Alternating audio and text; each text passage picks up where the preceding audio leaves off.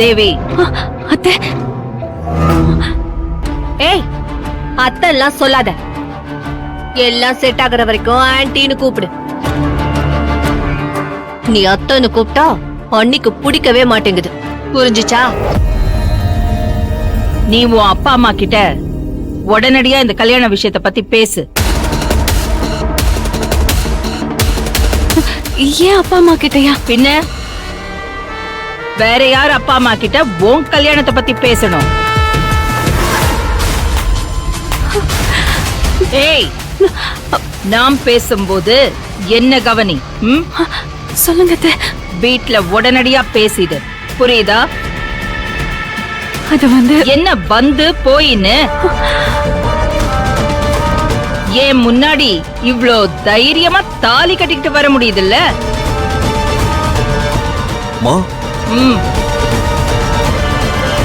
அப்போ உன் வீட்லயும் இந்த விஷயத்த சொல்றதுக்கு தைரியம் இருக்கணும், புரியுதா? உங்க வீட்ல வந்து என்கிட்ட உங்க அப்பா அம்மா பேசின கையோட உங்க கல்யாணத்தை ஊரறிய தெரியப்படுத்தி ஒரு ரிசப்ஷன் வச்சிடலாம். அது ஓ, அப்படியா நீ? அப்ப ரிசப்ஷனுக்கு பிளான் பண்ற நேரத்துல தல தீபாவளியே வந்துரும் போல இருக்கே. ஆமால. அப்போ ரிசப்ஷனையும் தல தீபாவளியும் ரெண்டும் சேர்த்தே வச்சிடலாம்.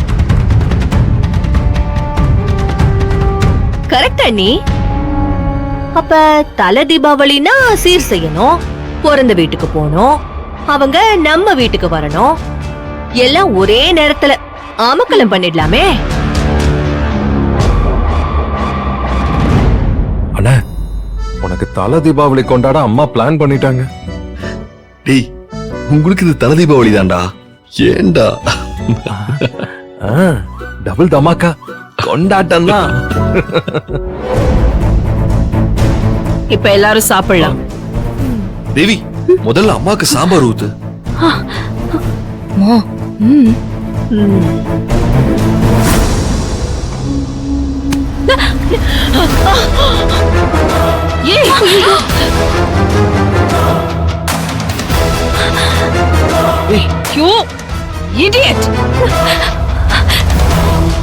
ஐயோ அண்ணி, நல்ல வேளை உங்களுக்கு பிடிச்ச காஞ்சிபுர பட்டு புடவை மேல ஊத்தல.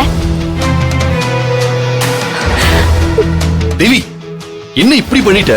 கொஞ்சம் கேர்ஃபுல்லா பண்ண வேண்டாமா? சாரி, டென்ஷன்ல வேகமா வந்தப்போ. உன் டென்ஷனையும் இந்த சாப்பாட்டையும் குப்பை தொட்டில போடு. நான்சென்ஸ்.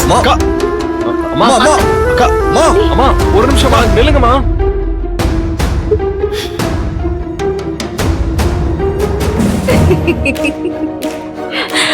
தகுதி தராதரம் இல்லாதவளை எல்லாம் கூட்டிட்டு வந்து கோபுரத்துல உட்கார வச்சா இப்படிதான் நடக்கும். இப்ப என்ன? என்னம்மா, நீ சாப்பிடலையா? பசி இல்லையா இல்ல ருசி இல்லையா? நிம்மதி இல்ல. அது இனிமேல இருக்கிறது ரொம்ப கஷ்டமா?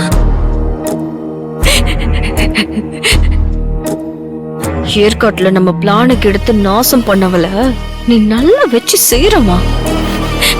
நேரம் கிடைக்கும் போதெல்லாம் இவள அப்படியே கொட்டிக்கிட்டே தட்டிக்கிட்டே இருக்கணும்டி. அன்னைக்கு மட்டும் ஏற்காட்டுல நம்ம பிளான் நடந்திருந்தா இன்னைக்கு கண்ட கருமத்தை எல்லாம் நம்ம கண்ணால பார்க்க வேண்டி வந்திருக்குமா?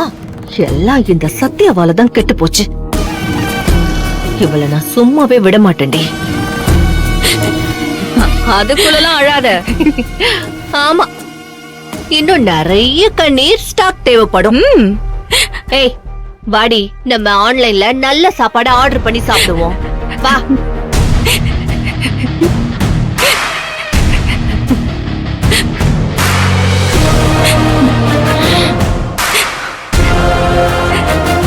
அழாத.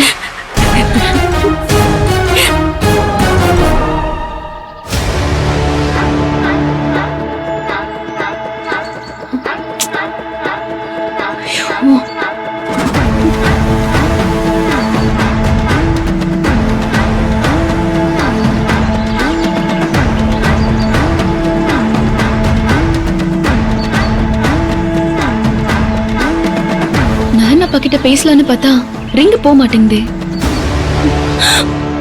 அக்கா பயந்துட்டேன்க்கா.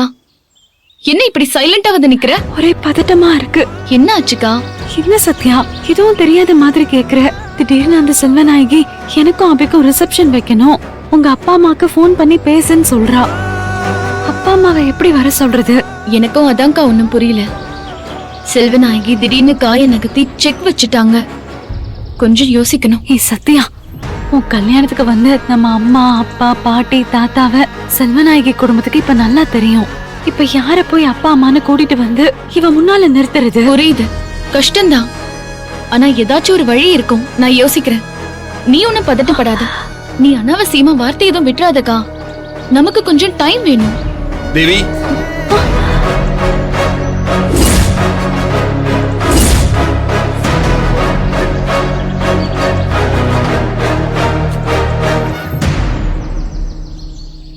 சத்யா கூட என்ன பண்ணிட்டு இருக்க?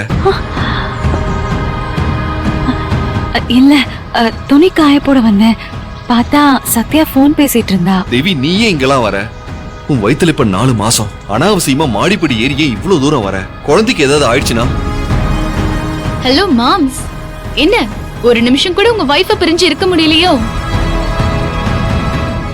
ஆமா, நாங்க இங்க இருக்கிறது உங்களுக்கு எப்படி தெரிஞ்சது? ரூம்ல பார்த்தேன், தேவியை காணோம். ஸ்ருதி தான் சொன்னா நீங்க 2 பேரும் மொட்டை மாடியில இருக்கீங்கன்னு. கவனிச்சியா? நம்ம 2 பேரையும் வேவ பார்த்துட்டே இருக்காங்க. சரி தேவி, வா கீழே போலாம்.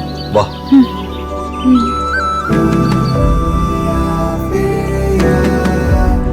தேவி, பார்த்து மெல்ல மெல்ல.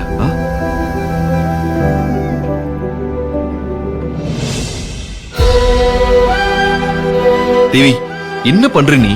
எதுக்கு சத்யா பின்னாடி சுத்திட்டு இருக்க? என்ன அப்படி இப்படி சொல்றீங்க? நான் ஏற்காட்டுல போலீஸ் கிட்ட மாட்டினப்ப அவ தானே வந்து என்ன காப்பாத்தி கூட்டிட்டு வந்தா. அவ என்ன அங்க இருந்து கூட்டிட்டு வராம இருந்திருந்தா நீங்களும் நானும் ரெசார்ட்ல சந்திச்சிருக்கவே மாட்டோம், தெரியுமா? ஐயோ, நீ சொல்றதெல்லாம் கரெக்ட் தான். ஆனா அதெல்லாம் இப்ப பழைய கதை. நீ அவ கூட ரொம்ப பழகுறது அம்மாவுக்கு பிடிக்கல. அதனால நீ அந்த சத்யா கிட்ட இருந்து கொஞ்சம் டிஸ்டன்ஸ் மெயின்டைன் பண்ண. நீங்களே எப்படி சொல்றது? எனக்கு ரொம்ப வருத்தமா இருக்கு. ப்ளீஸ் தேவி, சிச்சுவேஷனை புரிஞ்சுக்கோ. இப்ப நாம அந்த சத்யா கூட சுமூகமா இருக்கிறது முக்கியமே இல்ல. நீ என் அம்மா கிட்ட நல்ல பேர் வாங்கணும், இந்த வீட்ல நீ மருமகளை செட்டில் ஆகணும். அதுக்காக தான் சொல்றேன். நீ அவங்க கிட்ட ரொம்ப பழகாத. அவங்க பெரிய கோடீஸ்வர வீட்டு பொண்ணு. அவங்க கேரக்டரே கொஞ்சம் எடுத்தோம் கவுத்தோன்னு அம்மா கிட்டயே தடலடியா பேசுறதுதான்.